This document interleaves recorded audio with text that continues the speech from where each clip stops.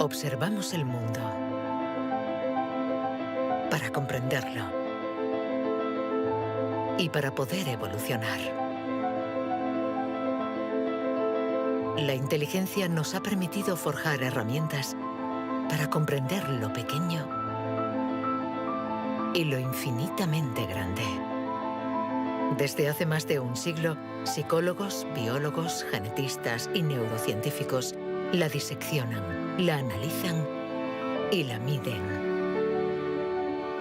Hemos inventado los ordenadores y caminado sobre la Luna. Pero contrariamente a lo que podríamos creer, nuestra inteligencia individual no ha aumentado. Hoy en día, la ciencia explora las diferentes facetas de nuestra inteligencia. Pero, ¿saben en realidad los científicos qué es la inteligencia?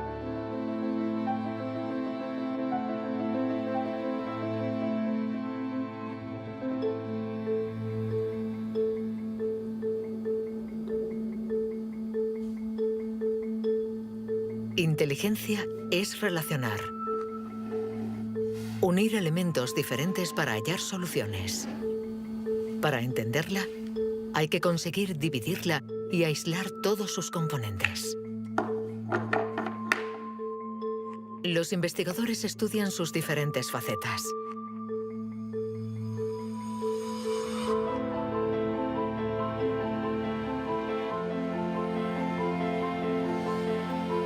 Para medir la inteligencia, una de las primeras propuestas ha sido medir la velocidad a la que reacciona el cerebro. Este es el método que el profesor Tenny Januis ha utilizado. Él ha comparado nuestro tiempo de reacción con el de nuestros ancestros. Y los resultados de su estudio no nos favorecen.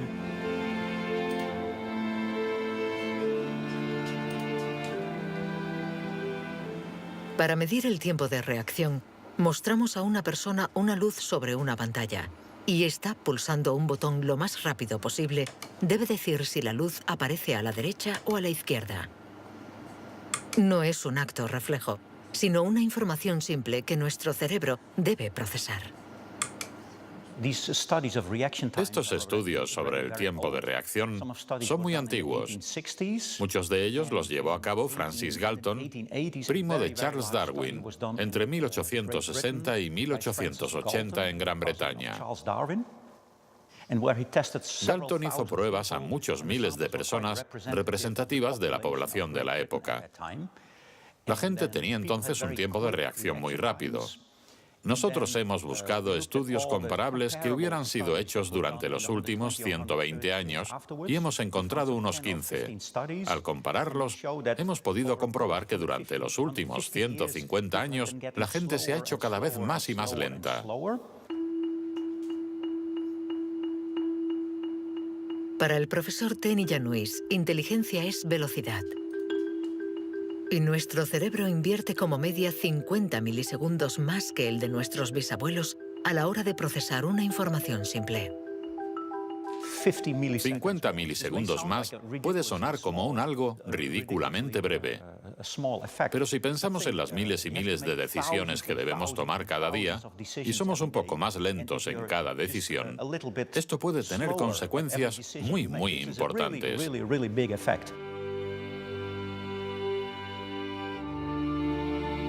El profesor Tenny Januis está convencido de que somos menos inteligentes que en el siglo XIX.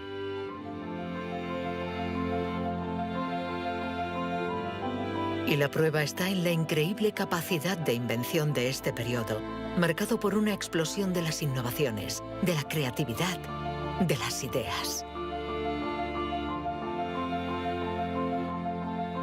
En el siglo XIX hubo muchas innovaciones fantásticas. Hay estudios que muestran que el número de inventos por habitante era 4 veces mayor que hoy en día. El profesor Tenny Januis piensa que nuestra inteligencia está en declive desde hace por lo menos 150 años. Pero en el siglo XIX, Sir Francis Galton ya pensaba que los ingleses eran bastante menos inteligentes que los griegos de la antigüedad, donde no faltaban las mentes brillantes. Entonces, y los predecesores de los griegos, los hombres prehistóricos.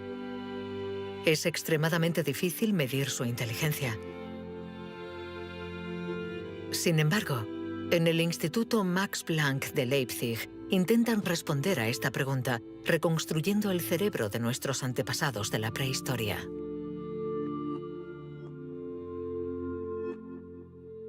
La paleoneurología es una ciencia muy frustrante, porque su objeto de estudio es casi inexistente. No hay cerebros fósiles. Lo que sí tenemos es la caja que contenía este cerebro.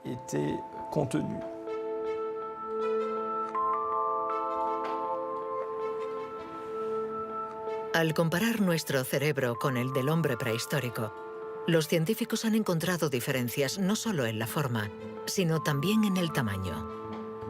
Algunos de estos individuos tenían un cerebro más grande que el nuestro. Sabiendo que todo lo que somos, todo lo que pensamos, nuestros recuerdos, la personalidad, las emociones, el lenguaje, todo depende de este órgano, entonces, ¿es que la inteligencia está relacionada con el tamaño? Sería absurdo pensar que no hay relación entre el tamaño del cerebro y la complejidad de los comportamientos, es decir, la inteligencia. Esto lo vemos en el reino animal. Los animales llamados más inteligentes, en particular los cetáceos y algunos tipos de delfines, por ejemplo, tienen cerebros muy grandes, con un gran número de neuronas. Por lo tanto, encontramos en ellos algo que también encontramos en los grandes primates y en el hombre.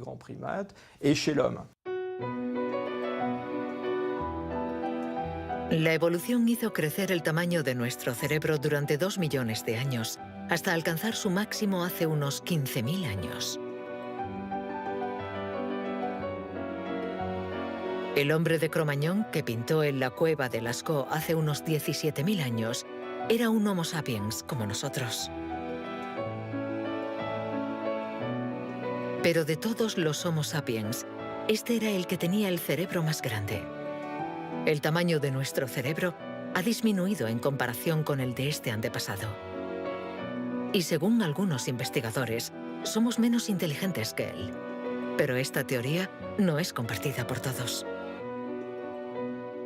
Yo no creo que haya una inteligencia que se pueda medir con una regla y decir que nuestro reciente antepasado era igual o más o menos inteligente. El hombre de Cro-Magnon tenía la inteligencia que necesitaba para sobrevivir en su mundo, pero no para trabajar en un banco. Si viajásemos 25.000 años atrás en nuestra máquina del tiempo, para traer al presente al hombre de Cro-Magnon, sin duda se adaptaría al mundo en el que va a tener que vivir. Historically, you guys have struggled to adapt. Yeah, right. Walking upright, discovering fire, inventing the wheel, laying the foundation for all mankind. You're right. Good point. Sorry we couldn't get that to you sooner. Connie, your reaction? We live in a society where the individual ego and the group dynamic are in constant struggle. Response? Yeah, I have a response. What? ¿Más inteligente? ¿Menos inteligente? Cuando intentamos medir la inteligencia, todo se complica. Y sin embargo, lo hacemos continuamente. En las universidades del mundo entero se enseña qué es la inteligencia. Y todos nosotros, sin ser especialistas, la medimos cada día. Todos medimos la inteligencia. Si es usted soltero y va a un bar y conoce a alguien, lo más importante después del físico es la inteligencia. Medimos la inteligencia de la gente siempre. Si hablamos sobre un concepto difícil o hacemos algo que desconocen, ¿cuánto tardan en entenderlo? Medir la inteligencia analizando las respuestas. Evaluando la pertinencia de las acciones. Comparando a los individuos. Un método que dio lugar a la única herramienta de la que disponemos para medir la inteligencia.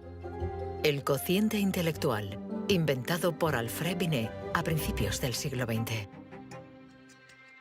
Alfred Binet criticó bastante a los alienistas, los psiquiatras de la época. que hacían diagnósticos para juzgar la discapacidad intelectual, separando en grandes categorías: los idiotas, que tenían el grado más alto de discapacidad, después los imbéciles y luego los tontos. En opinión de Binet, sus juicios eran discutibles, muy difusos y diferentes de un psiquiatra a otro. Él pensaba que eran necesarios unos criterios objetivos y una única herramienta de evaluación basada en criterios científicos. En 1905, el Ministerio de Educación francés pidió a Binet que encontrara la manera de detectar a los niños con dificultades escolares. Él no tenía ninguna teoría sobre la inteligencia, pero observando a sus hijas, pensó que podría hacer una evaluación a partir del razonamiento, la capacidad de comprensión y la memoria. Lo que finalmente intentó hacer fue encontrar para cada grupo de edad los problemas característicos de ese grupo. Por ejemplo, les enseñaba una foto y les preguntaba qué representaba.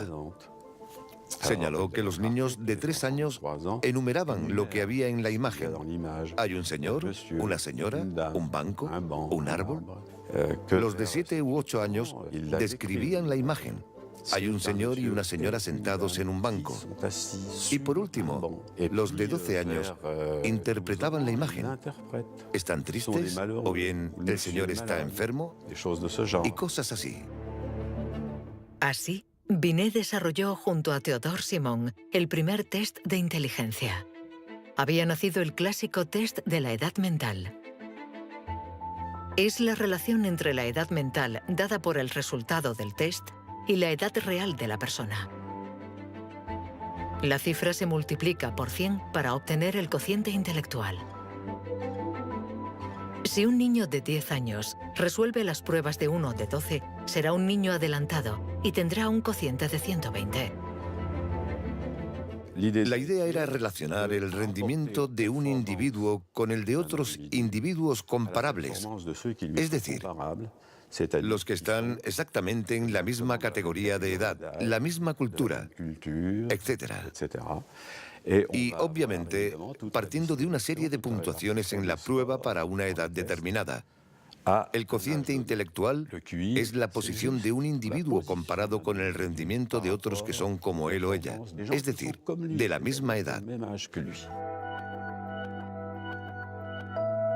Le damos al cociente intelectual un poder exagerado, porque pretende medir una cualidad tan particular como la inteligencia. Es difícil resistirse a la tentación de medirse, de compararse. Lo que sí es un poco ridículo es lo que nos encontramos actualmente en Internet, como las páginas web que calculan nuestro cociente intelectual. La gente hace el test, se encuentra con una cifra y la interpreta. Y si, por ejemplo, esta cifra no es buena, pensamos que no somos inteligentes. Es absolutamente catastrófico. El 2. Es ridículo pensar que una cifra defina a una persona. El 4. El 3. Solo un psicólogo hará un test fiable del cociente intelectual. El 2. Ya que debemos saber cómo interpretarlo en relación con el pasado del individuo, su presente El 2 y el 3. y su personalidad. Este cociente mide la inteligencia, compara a las personas, pero nos permite saber si nuestra inteligencia ha evolucionado desde que Binet lo inventó hace más de un siglo. ¿Obtenemos mejores resultados en el test hoy? En Nueva Zelanda es donde por primera vez han respondido a esta pregunta. Allí, James Flynn ha hecho un descubrimiento sorprendente que los científicos de todo el mundo han bautizado como el efecto Flynn. El efecto Flynn supone el descubrimiento de que todas las naciones que entraron en la era industrial han obtenido mejoras considerables en los tests de cociente intelectual. He revisado toda la variedad de estas pruebas en 40 países, como en Francia, Holanda o Noruega, donde los jóvenes habían sido llamados al servicio militar. Se les ha dado cada año exactamente el mismo test, y las mejoras son muy evidentes. Hace 1 o 2 generaciones, la gente obtenía una media de 30 respuestas sobre 60. Hoy obtienen 45. Después de evaluar decenas y decenas de estudios, James Flynn ha mostrado que desde hace más de 60 años obtenemos mejores resultados en estos test. ¿Quiere esto decir que ahora somos más inteligentes que nuestros abuelos? Un cambio en el cociente intelectual no significa necesariamente un cambio en la inteligencia. Pongamos un ejemplo. Una persona hace hoy el test por primera vez.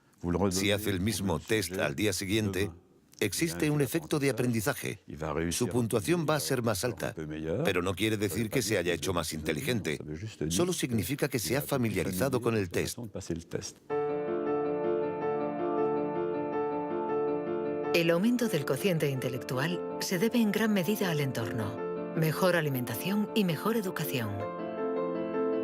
Nuestro cociente aumentaría de 2 a 3 puntos por cada año de escuela, y los años de escolarización han pasado de una media de 6 a principios del siglo XX a los 11 años de hoy en los países industrializados. Todos estos cambios añadidos han incrementado los resultados. Cuando realizamos un test hoy, estamos preparados en la medida en que la escolarización y otra serie de factores nos han dado la capacidad de aplicar nuestra lógica de forma abstracta. Es decir, que podemos ver una serie de números y acertar el siguiente.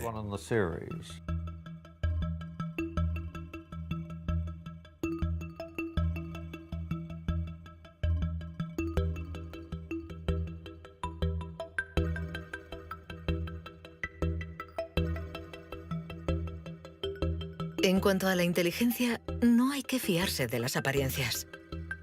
Tener mejores resultados en estos test no implica que seamos más inteligentes. Se trata solamente de que estamos mejor preparados para pasar el test. Nuestra inteligencia es como un músculo que entrenamos para obtener de él todo su potencial, y con el entrenamiento podemos alcanzar nuestros límites. Las cifras lo demuestran. Tras decenios de mejora, los resultados de los test han llegado al tope. Incluso están empeorando en países como Inglaterra, Dinamarca o Noruega. El aumento del cociente intelectual es un fenómeno que ha durado un siglo, pero todos los países terminarán por llegar al tope de este incremento. Sospecho que la educación formal ha abusado de la capacidad de manipular los conceptos abstractos y, a menos que se produzca una revolución de la pedagogía, los beneficios que ha producido la escuela van a tocar techo, ya que hoy en día casi todo el mundo está escolarizado.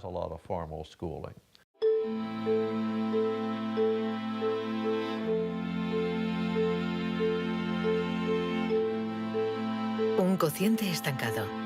Cerebros cada vez más lentos y más pequeños. ¿Dónde está nuestra inteligencia? Las primeras herramientas para medir la inteligencia se inventaron hace más de un siglo. Y todavía estamos influenciados por las teorías de Sir Francis Galton y Alfred Binet. Pero hoy podemos llegar más lejos.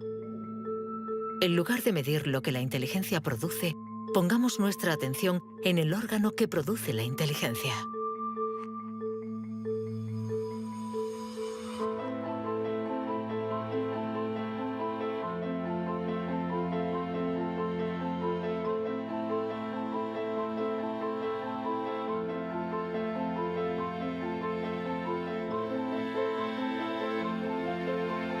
Richard Heyer es psicólogo y neurocientífico en la Universidad Irvine de California. Desde hace más de 30 años, intenta averiguar cómo es un cerebro inteligente. Gracias a los progresos de los instrumentos de observación, Heyer y su colega, el profesor Rex Jung, investigan en qué lugar del cerebro se aloja la inteligencia. Veamos el cerebro de Richard Hayer. Vemos un bonito cerebro. El doctor Hayer es una persona brillante e inteligente y vemos todas las regiones que sustentan su inteligencia.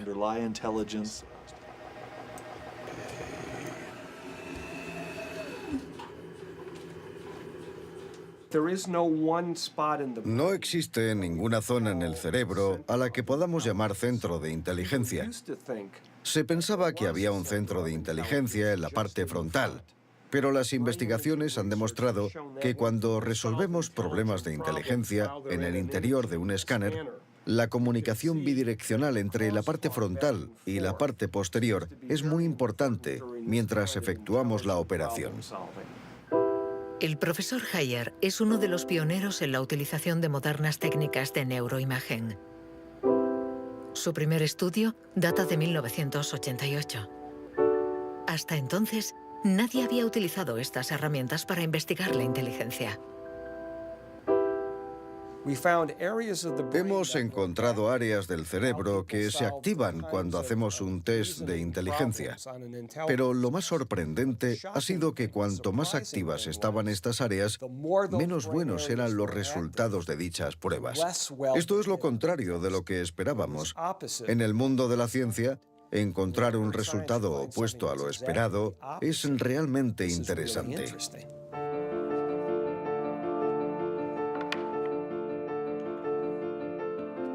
Un cerebro inteligente no es un cerebro que funciona más, sino todo lo contrario. Es un cerebro que funciona menos. Esto es lo que llamamos neuroeficacia. Ser inteligente consiste en resolver un problema con el mínimo esfuerzo.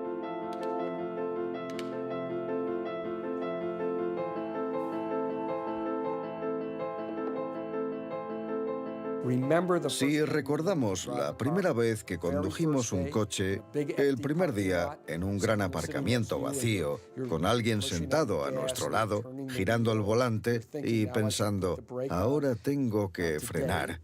Sin embargo, hoy conducimos en medio del tráfico de una ciudad desconocida y aún así podemos charlar con los acompañantes, porque nuestro cerebro es ahora mucho más eficaz. Por lo tanto, un alto nivel de inteligencia no está necesariamente ligado a un cerebro que trabaja más, sino a una transmisión más eficaz de la información entre las zonas importantes del cerebro. Cuando se piensa en un proceso tan complejo como la inteligencia, debemos imaginar que el cerebro es como una orquesta con distintas secciones. Pero el verdadero misterio está en cómo interactúan estas secciones, porque, como sabemos, esta orquesta no tiene director. Si el cerebro es una orquesta, entonces la inteligencia es la música.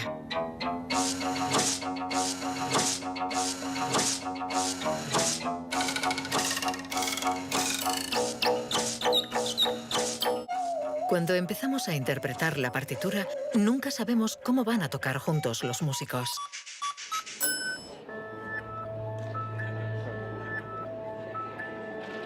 En la Universidad de la Sorbona, el profesor Olivier Houdet busca un director para esta orquesta. Para encontrarlo, mide la actividad eléctrica del cerebro mientras los niños resuelven problemas. Lo que le interesa es lo que él mismo llama bugs de inteligencia. Mostramos a un niño una imagen con 1, 2, 3, 4, 5 babars separados y 5 babars juntos. Y le preguntamos si hay el mismo número de babars en la parte de arriba y en la de abajo.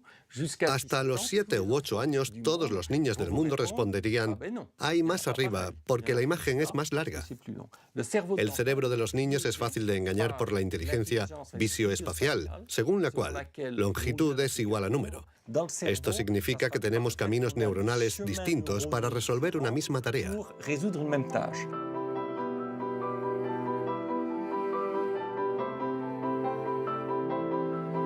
Contar o medir. Hay muchas soluciones para un mismo problema, y nuestro cerebro está continuamente luchando para inhibir las estrategias negativas.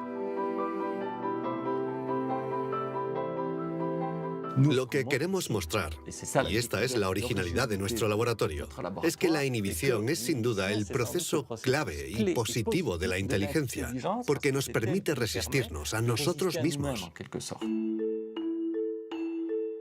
Resistirnos a nosotros mismos es aprender a controlar las interferencias que perturban a nuestra inteligencia. El test de Stroop es uno de los métodos de observación de estas interferencias. Consiste en decir el color de una palabra sin leerla.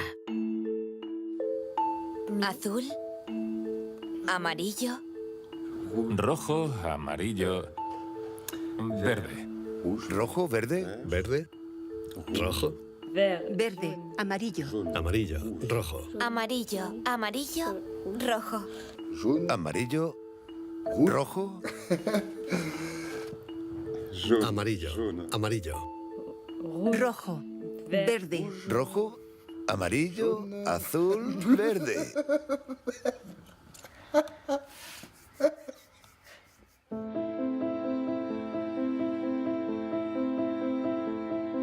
Para resolver un problema usamos diferentes regiones del cerebro unidas entre sí, pero que a veces entran en competencia. Pero ¿cómo se comunican las diferentes regiones? Este tema le interesa al profesor Douglas Fields, del Instituto Nacional de la Salud de Washington. El cerebro está hecho de dos clases de tejidos, materia blanca y materia gris. Todos hemos oído hablar de la materia gris, que es donde se encuentran las neuronas, en la superficie del cerebro. Pero debajo hay miles de conexiones, de cables, de axones que conectan las neuronas formando circuitos. Y es de color blanco porque estos axones están aislados por una membrana celular llamada mielina.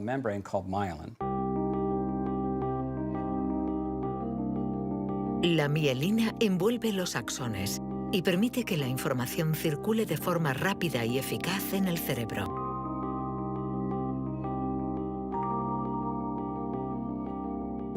Cuando nace un niño, su cerebro no está maduro. Sus funciones son mínimas. Un bebé no puede hacer casi nada. No puede alimentarse, su visión es muy limitada, no puede andar ni sujetar su cabeza. Esto se debe a que nuestro cerebro está siendo permanentemente moldeado por el entorno. Y una de las cosas más interesantes respecto a la mielina es que se forma después de nacer.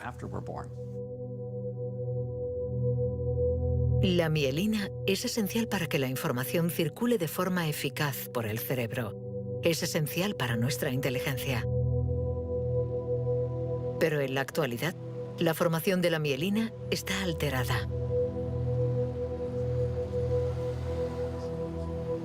Barbara Demnex, endocrinóloga del Museo de Historia Natural de París, estudia cómo nuestra inteligencia está amenazada por uno de los azotes del siglo XXI. La contaminación.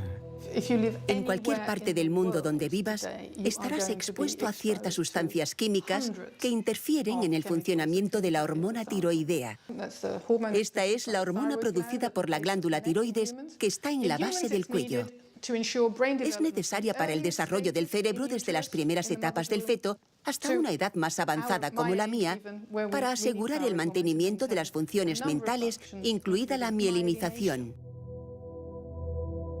La Autoridad Europea de Seguridad Alimentaria ha analizado 297 pesticidas. Entre ellos, más de 100 afectan al funcionamiento de la hormona tiroidea, como el bisfenol A, el PCB y los productos ignífugos.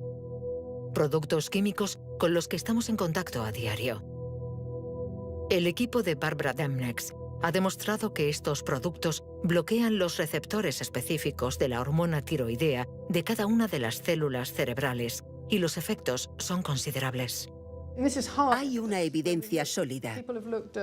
Los científicos hemos observado los niveles de exposición en las madres. Se han comparado diferentes niveles de exposición y hemos visto que los niveles más elevados estaban asociados a una pérdida de 5 a 6 puntos de cociente intelectual en sus hijos. Cierto es que la mayoría de nosotros no percibimos la diferencia, pero es evidente que 5 puntos menos de cociente intelectual pueden suponer una gran diferencia en cuanto al éxito escolar o al éxito en la vida. Y saberlo puede ser muy preocupante para los padres.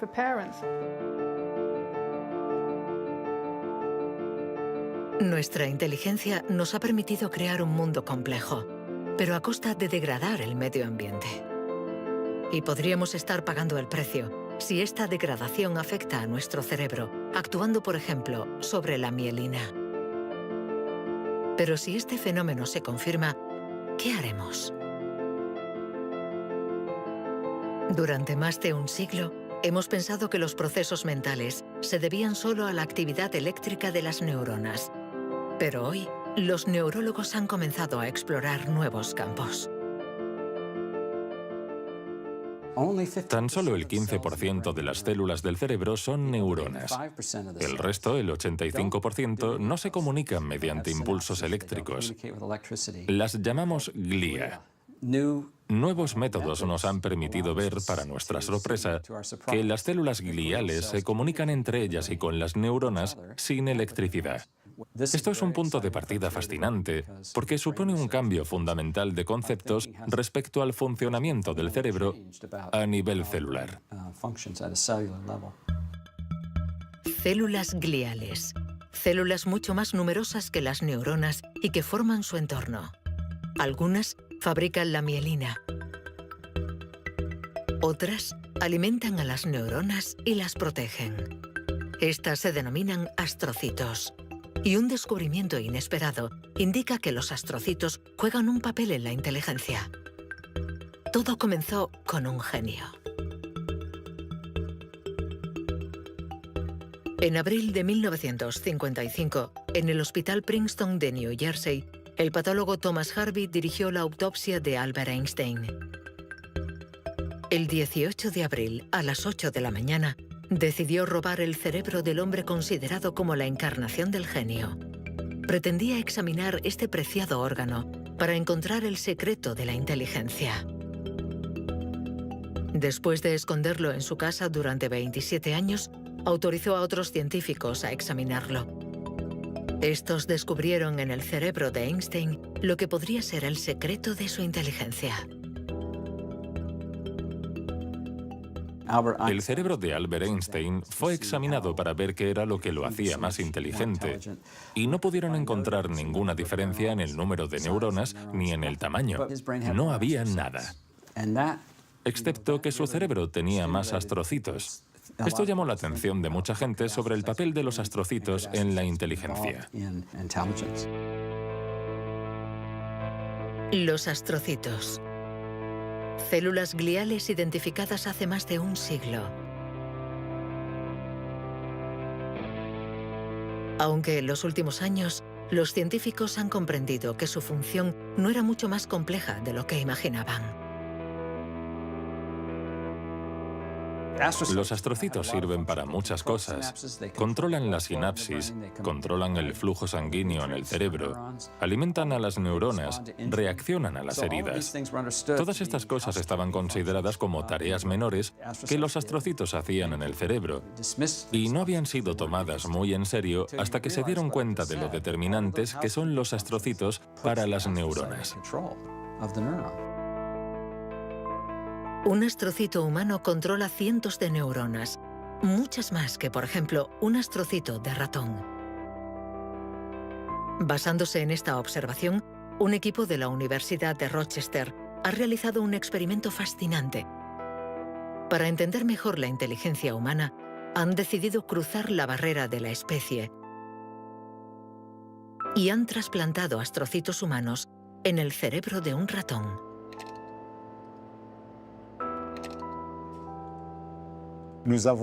Hemos trasplantado astrocitos humanos en ratones y el trasplante invadió literalmente todo su cerebro. Cuando lo revisamos un mes después, pudimos ver que allí donde habíamos realizado el injerto, este ocupaba un lugar discreto. Un año más tarde, todo el cerebro se había injertado a sí mismo. Todas sus células habían sido literalmente reemplazadas por células humanas. Y nos dimos cuenta de que estos ratones tenían más memoria y más capacidad de aprendizaje que los no injertados.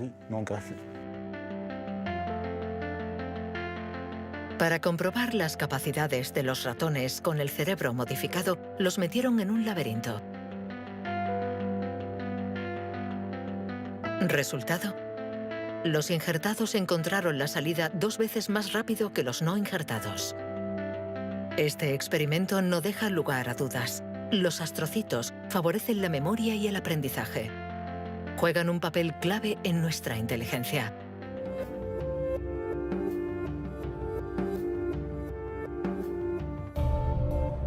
La inteligencia se refleja en el funcionamiento del cerebro. Pero ¿cómo se explica la diferencia entre las inteligencias de nuestros colegas, amigos o padres? ¿Es que tienen más materia blanca, menos astrocitos o sus neuronas son más rápidas? El origen de nuestras capacidades se encuentra en parte en nuestros genes.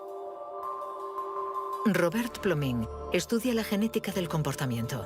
En sus investigaciones ha visto crecer a miles de niños y gracias a ello espera poder encontrar los genes que influyen en la inteligencia. A menudo la gente desea saber en qué medida la inteligencia viene determinada por los genes. En primer lugar, hay que insistir en que la palabra determinar no es adecuada.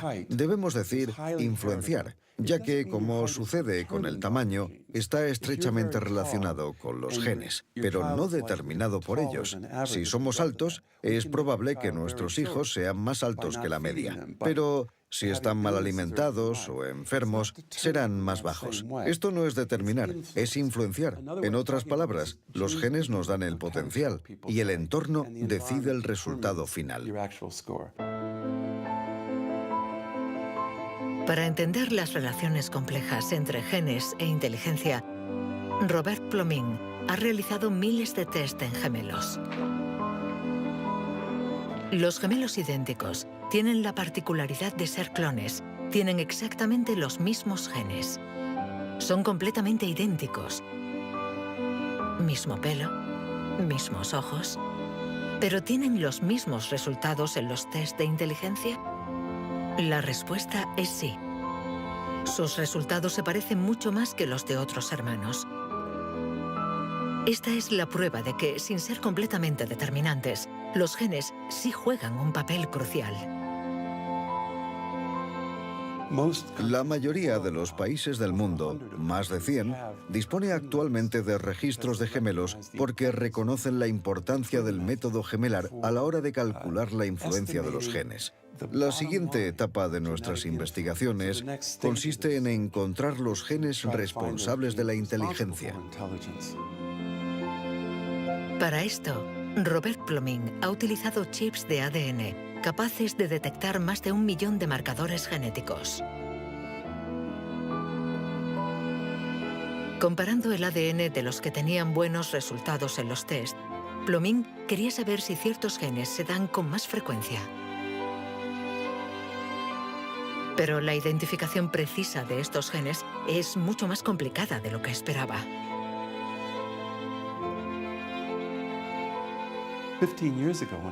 Hace 15 años, cuando comencé a buscar los genes de la inteligencia, nadie imaginaba que sería una tarea tan difícil. Pudimos identificar más de 300 genes que influyen sobre la inteligencia. El problema era que habíamos estudiado solo el 1%.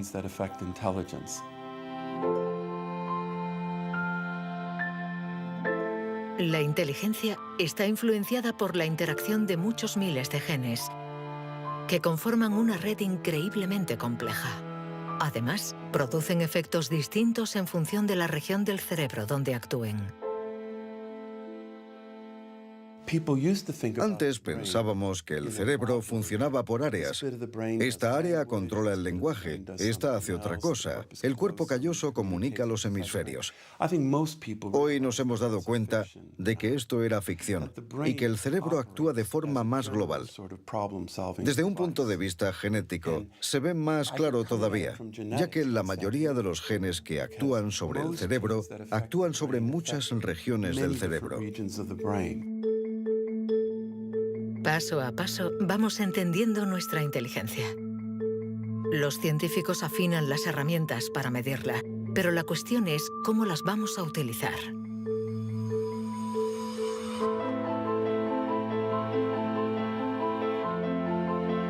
La inteligencia es lo que mejor predice nuestro nivel de estudios o nuestro empleo. Por lo tanto, hablar de la inteligencia es delicado, ya que tendemos a valorar, clasificar y jerarquizar, con el riesgo a equivocarnos que conlleva. El error de razonamiento está en considerar que la inteligencia puede ser esencialmente hereditaria. Y esto nos ha llevado a divagaciones, en mi opinión, total y absolutamente ridículas. Por ejemplo, en 1924, creo, se votó en Estados Unidos una ley que restringía la inmigración mediante cupos, porque en los test daban resultados menos buenos. Y se suponía que los inmigrantes eran hereditariamente menos inteligentes. Se limitó, pues, su entrada al país para evitar un descenso en la media. Como sabemos, entraban por la isla de Ellis, frente a Nueva York, donde muchos de ellos eran devueltos, sobre todo aquellos que se anticiparon al auge del nazismo. Pienso especialmente en los judíos de Europa del Este que fueron expulsados por razones absolutamente estúpidas. Durante mucho tiempo, creímos que nuestro origen era determinante y que nuestra herencia controlaba nuestras vidas. Después, por suerte, la ciencia ha abandonado esta visión determinista. Pero la inteligencia es algo especial. Un tema tan sensible que los pasos en falso han marcado su historia. William Shockley, físico visionario y premio Nobel por su descubrimiento del transistor, resultó menos brillante en sus estudios sobre la inteligencia. Dr. Shockley, if you could answer it yes or no, I would appreciate it. Do you believe that black people are inferior in intelligence because of their heredity? What I say is this. My research leads me, and it's a tragic conclusion, really, my research leads me inescapably to the opinion that the major cause of the American Negro's intellectual and social deficits is hereditary and racially genetic in origin, and thus not remediable to a major degree by practical improvements in environment. Then what do you see as the solution to the problem? I would propose that you would offer a bonus to everyone to be sterilized. The offer is based upon the best estimates, best scientific estimates that one can have of any genetically carried disabilities. 1974, prácticamente ayer. Una época nada lejana. Algunos utilizaban el cociente intelectual para justificar su racismo y excluir lo diferente. Joseph Skobanek sufre el síndrome de Asperger, una forma de autismo compatible con un cociente elevado. Graduado en ciencias políticas, doctor en filosofía y escritor, con 6 años no hablaba una palabra. Hoy habla 7 idiomas, entre ellos el hebreo, el árabe, el persa y el azerí. Yo formaba parte de esos niños cuyo destino era la basura. Durante mucho tiempo nos dijeron que las personas autistas eran deficientes intelectuales. Autismo llegó a ser casi sinónimo de discapacidad intelectual. Sin embargo, hoy sabemos que esto no es así. Toda sociedad humana necesita una jerarquía. Necesita gente que marque la diferencia. Y tendemos a resumirlo todo bajo un criterio único. En Estados Unidos, la calidad humana y las jerarquías se definen por el cociente intelectual. En Francia puede ser cualquier concurso administrativo. En la China imperial eran los famosos exámenes del mandarín. Pero todo esto reposa sobre una idea central y, sin embargo, errónea, la de que hay una única escala para medir la inteligencia de la humanidad. Y todo aquel que predica estas teorías se sitúa a sí mismo en lo más alto. La inteligencia como escala única de la humanidad. ¿Pero se puede definir lo humano desde una sola dimensión? ¿Podemos ser definidos tan solo por la inteligencia cuando ella misma tiene tantas facetas distintas?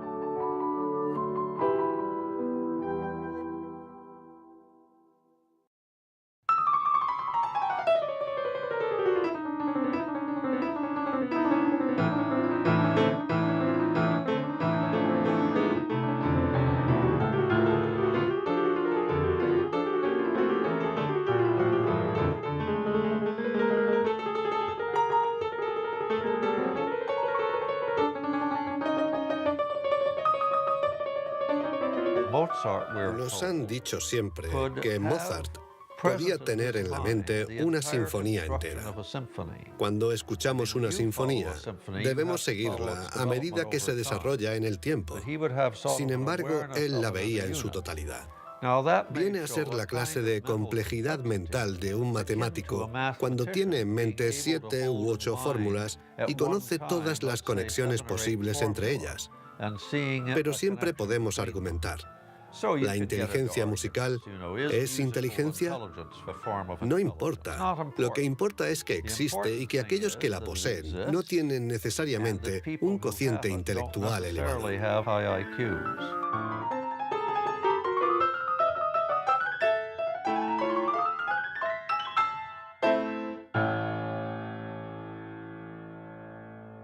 Siempre ha existido una reticencia a considerar que existen formas distintas de inteligencia y una cierta tendencia a querer determinar un cociente intelectual general. Una única escala de inteligencia donde podemos situarnos por encima o por debajo.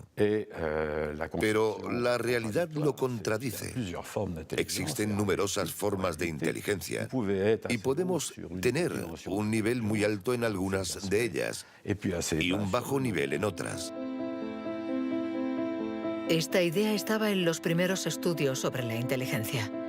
Hoy, los científicos ya han aceptado que sea cual sea el método utilizado, no van a conseguir medir la inteligencia con una escala única.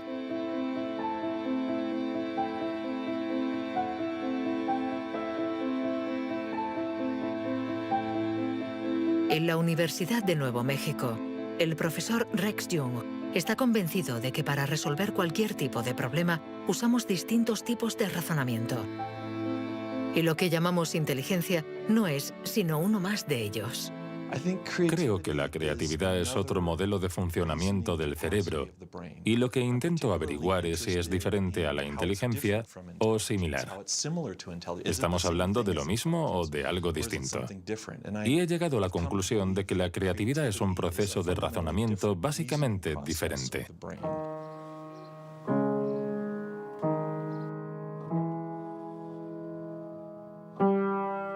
Leer una partitura es ser inteligente utilizando nuestros conocimientos.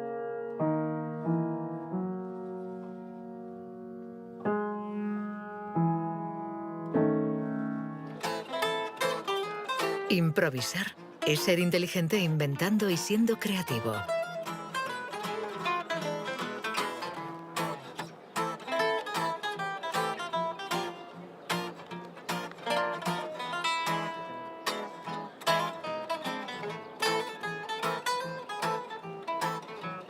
Un músico puede ser a la vez inteligente y creativo, un sujeto de estudio ideal.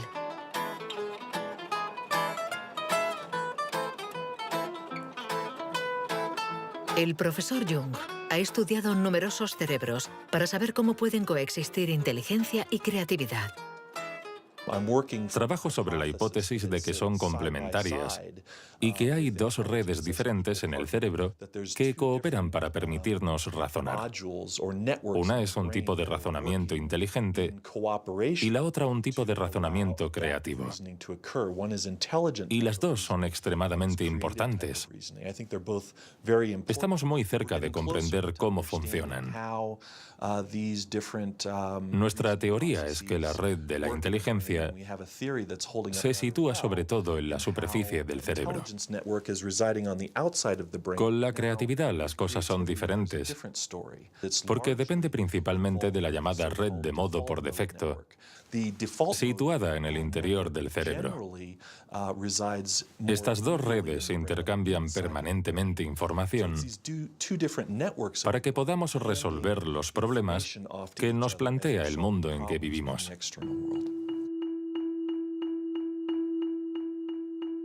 Todos hemos experimentado esa sensación de una idea que surge de no se sabe dónde con la fuerza de la evidencia. Lo que nos revelan los neurocientíficos es que la forma de razonamiento inventivo creativo es una única forma de razonamiento. ¿Podemos ser inteligentes sin ser creativos? ¿O creativos sin ser inteligentes? ¿Esta cuestión tiene sentido? Para evolucionar de forma inteligente, ¿no necesitamos todos los recursos de nuestra mente? No podemos ser creativos, por ejemplo, en física, si solo tenemos formación en física.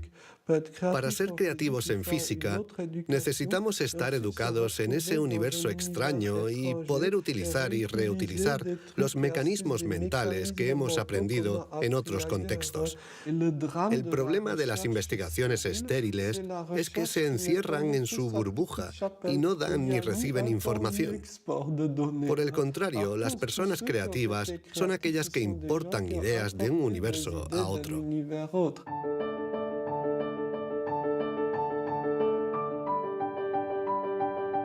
Los hilos se tejen. El cuadro se completa. Los científicos ensamblan poco a poco las diferentes piezas de nuestra inteligencia. Pero el mundo evoluciona y la inteligencia también. El cerebro está en permanente evolución y permite que la inteligencia se adapte a los problemas que debemos resolver, por múltiples y variados que estos sean. Cuando era niño, sabía que yo no funcionaba como los demás y era consciente de ello. Esto me hizo reflexionar y me llevó a imaginar un mundo plural. Un mundo donde no hubiera una única forma de clasificar y de medir, sino muchas. Lo que quiero decir es que la verdadera inteligencia humana no está en pensar de forma plural y saber tener en cuenta distintas formas de entender el mundo y no solo una.